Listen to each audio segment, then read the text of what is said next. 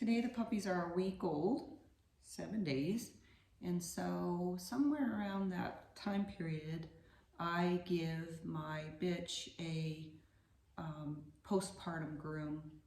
And so I just kind of wanted to go over what I do for a postpartum groom, why I do it, how I do it, that kind of thing. And the why is because I thought about all the times I've had 4 children, and postpartum, right after you have a baby, you just really want a bath or a shower. You want to get clean. You just feel like clammy and sweaty, and I think the dogs probably feel that way too. And she was pretty dirty.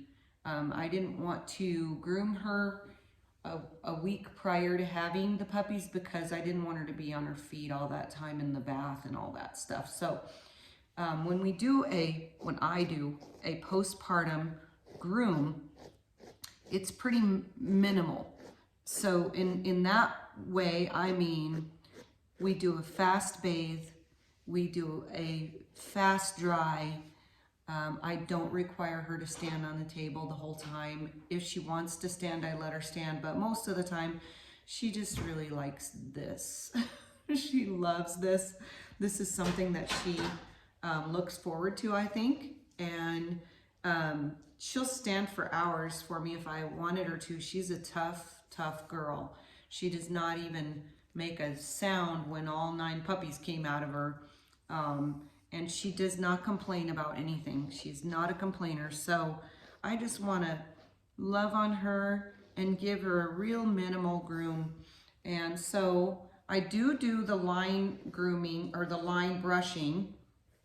It's kind of hard to do it on her fur because she's got shorter fur. So I just kind of go along, push it out of the way, get the next section, push it out of the way, get the next section, push it out of the way.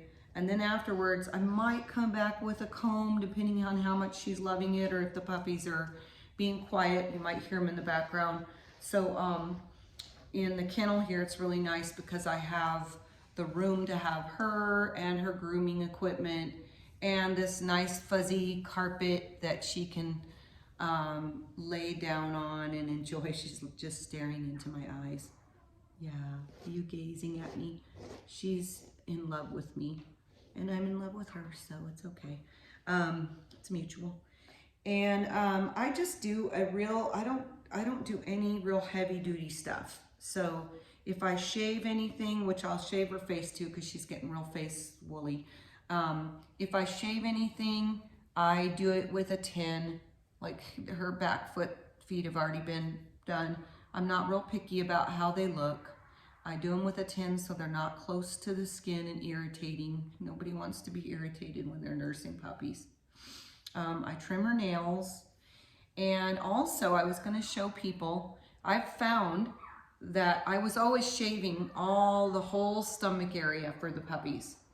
But I found that when I did that, the puppy's nails, where there wasn't a nipple, there were just scratches everywhere. So I was trying to cut down on the scratching and the irritation that she was getting from nursing.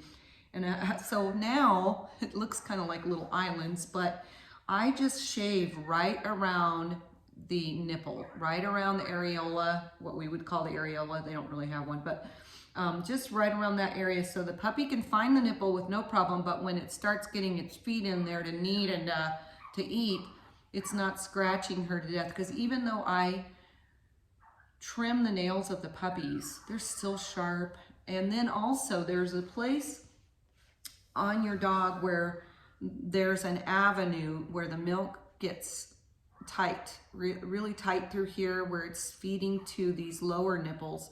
And the puppies somehow feel like that's a nipple as well, right in this little crotch right here. And so they will actually suck a nipple onto her skin.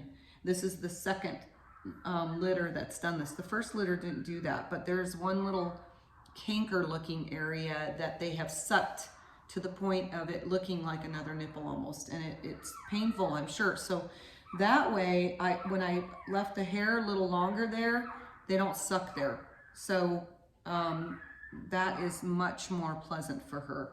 So I do that, I do all that, I do all the brushing. I very lightly brush. I don't get down into there. And my dogs don't get matted very often anyways. Like sometimes right here on the back of the ear they will. Or right on the top of the knee, one of mine will get, she rubs there a lot. But on a whole, they don't really get matted because I brush them almost every day. Even if it's just a little, you know, fast skim through, that will keep your dogs from getting mats. If you just kind of run through there for every day, lightly with a slicker like this. This isn't my favorite one, but my favorite one, this one's not bad. This is called Pet Select, and this one's a little harsh, I think. If you're not careful, you can really hurt your dog with a slicker brush. I have caught myself with one, and it makes you bleed. So you really don't want to dig in with a slicker. It just is painful for their skin. So we're trying to make a more of a comforting type gesture to the dog for postpartum. Well, for any time. Nobody wants to be gouged with a brush. So, and when she was younger, she obviously got poked in the eye with something, a comb. Not that I couldn't do that either. I'm not blaming anybody, but she's so afraid to have the comb right near her eyes, and she'll dodge, and she's learned not to now because I haven't poked her. But I have to be super careful around her eyes because she's been poked before and it hurts, you know, so she doesn't forget. If she says it hurts, as tough as she is, it hurts. So you can start hearing the babies crying in the background. So she's gonna pretty soon want to get up and go over and feed them, but she's feeling pretty good right now. So she's like, not using that as an excuse to get up. So I'm just gonna keep brushing her until she decides it's time. We fed the puppies right before. I say we because it's always a joint effort. I have a couple that are really tiny, and they're not really tiny, I shouldn't say that, but they don't gain weight as fast as the big fat ones. So I make sure that they go on first because she's only got 7 nipples. She's got 9 puppies. So I make sure that the littles get on first. And so we kind of just feed together for the first couple weeks. I sleep out here and I don't get any sleep at all. I should say I lay out here at night just to make sure that they're getting adequate food. Are you going now? Okay, shake off. And there she goes. She'll come back and lay back down. Oh, she's like, I think I want to just stay. Are you staying? You're gonna go outside. So anyways, this makes it really pleasant for her to get a groom. Go Rose. And that way she's clean, but not anally clean. Like you don't have to go crazy with it, but yet she feels fresh. I feel good about how she feels. The puppies are gonna poop right on her, I'm sure. But, oh, you're not gonna feed them yet? Okay, well lay down then. Lay down right there. Oh, you wanna turn around here? Oh, you want that side? Okay, lay down. Yeah, so, you know, I mean, if she didn't love it, she wouldn't come back and lay down. She'd make sure that she went and fed the puppies first. But she really does love it, and she, you know, she likes the attention for her instead of the puppies, instead of Rose. Rose gets a lot of attention too because she's a puppy. So yeah, that's what I do. I'm gonna band her hair because I'm letting it grow again. Doesn't look like we're gonna get her to another show for a while because of puppies and COVID. And so we were trying for her grand championship, and COVID shut down all of the Colorado shows that I could get to. And then I had her signed up for the February, go Rose. Oh, I had her signed up for the February show in Utah, Salt Lake City. Go Rose. She wants to be brushed too. And that one canceled. So here we are, still trying to get her grand championship. She is 4 years old, and she's had, this is her 3rd litter, And we may actually have one more litter. I was only planning to have 2 with her, but she is just such a great mommy, and she produces, with this male that I found, she produces the most beautiful puppies, and they're exquisite. And so we've decided that we might even have one more with her, because this one went well and she feels good. She actually acts like she feels better than she did after the last litter. So I think part of it is stress, because they know this is old hat to her, and she knows what she's doing now, and she really loves being a mama. And so I think if everything goes well and she recuperates quickly and she draws back in, she's not too out of shape, which we're very active. She jogs with me and stuff. So yeah, we'll have another litter with her if all goes well, because she's producing puppies that people just rave about. And I couldn't be more happy. I could not be more happy with how beautiful and healthy they are. And so, that's what it's all about.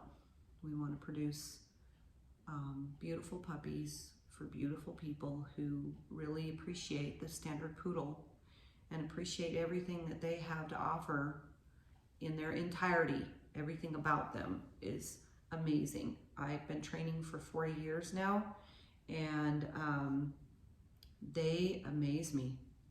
This dog amazes me. Her daughter is much more driven physically. She's more not prey driven, but just activity driven. She loves to play, and this one's much more mellow. So she's super calm and laid back.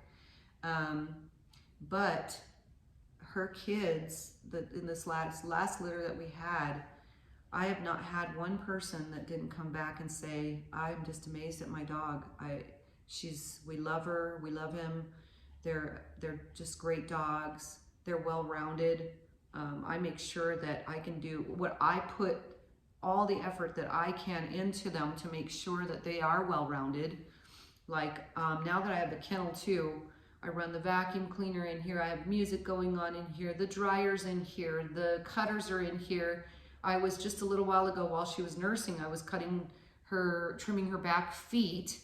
And so the puppies are all right here eating. So I'm trimming the back foot and rubbing it over the puppies, and trimming the back foot and rubbing it over the puppies. They don't even flinch. So they're getting all the noises and all the interactions and all of the puppy culture type things. I don't do puppy culture, but I do basically the same things. I don't need puppy culture to lead me through that, because I've trained dogs all my life. So I have learned some things from people who've done puppy culture too, some things that I've added to my program. But yeah, so that's the postpartum groom that I do. And I think that it is very beneficial to your dog. She feels loved, she feels clean, she feels happy, and it's a good thing. So have a blessed day, and I hope you guys enjoy this video, and I hope you get something out of it that maybe you will transfer to your grooming program, your breeding, or just your pet program.